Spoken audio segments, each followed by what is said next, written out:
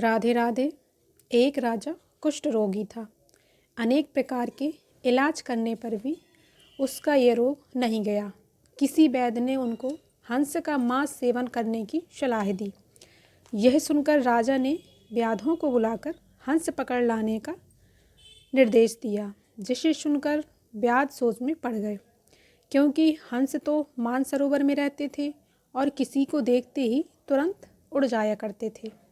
किंतु इधर राजदंड का भी भय था। अब बड़े असमंजस में पड़े कि क्या करना चाहिए। एक समझदार व्याग बोला कि भाई, हरि भक्तों से हंस नहीं डरते हैं, इसलिए हमको हरि भक्तों का स्वरूप बनाकर चलना चाहिए। ऐसा विचार कर सब व्याध साधु का भेष बनाकर हंस पकड़ने चल दिए। हंसों ने इनका कपट भेष ताड़ लिया, किंतु सोचा कि यदि इस रूप में भी हम इनके हाथ न आएंगे तो यह भगवत धर्म के विपरीत होगा। ऐसा विचार कर अपने आप को उन्हें पकड़वा दिया। व्याग बड़े खुश होते हुए हंसों को पकड़कर राजा के पास ले आए। राजा ने बड़ी प्रसन्नता से उनको बांध कर रखा, किंतु भक्त वत्सल भगवान जो भी सदा भक्तों पर दया करते रहते हैं, भक्तों पर संकट देखकर कैसे चैन में रह सकते थे। परंतु भगवान वैद्य का रूप बनाकर राजा की नगरी में आए।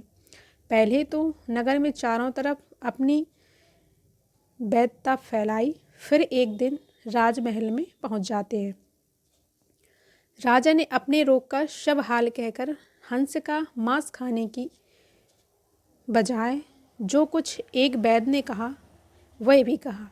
राजा ने सब हाल कह चुकने पर वैद्य रूपी भगवान बोले कि हे राजन, आपको तो आराम हो ही जाएगा, लेकिन जीव हत्या से बढ़कर दूसरा पाप संसार में नहीं है, इसलिए इन हंसों को आप तत्काल ही बंधन से मुक्त कर दें तो अच्छा होगा। राजा ने सोचा कि बड़ी कठिनता से तो ये हंस पकड़वा कर मंगवाए हैं, अब अगर इनको छोड़ देंगे तो फिर शरीर किस प्रकार स्वस्थ होगा। राजा को संदेह में पड़ा देखकर वैद्य भगवान ने कोई औषधि राजा के शरीर पर लेप कर दी, जिससे तत्काल ही राजा का शरीर पहले से दूना कांतिमान हो गया। कोई रोग शरीर में रह ही नहीं गया। यह देख राजा बड़ा प्रसन्न हुए और अपने तुरंत ही हंसों को बंधन से मुक्त कर दिया और वैद्य भगवान के साथ हाथ जोड़कर चरणों में गिर पड़ा और बोला कि हे महाराज, मेरा सारा राजपाट आप ही का है, इससे जो आपको चाहिए वो ले लें। वैद्य ने कहा, राजन, मुझे किसी वस्तु की कोई आवश्यकता नहीं है, लेकिन आपसे मैं केवल इतना ही कहना चाहता हूँ कि यह नरदेह बड़े पुण्य प्रताप से मिलती है। इससे कुछ भगवत भजन, साधु संतों की सेवा अवश्य करनी चाहिए, जिससे जीवन सफल होता है।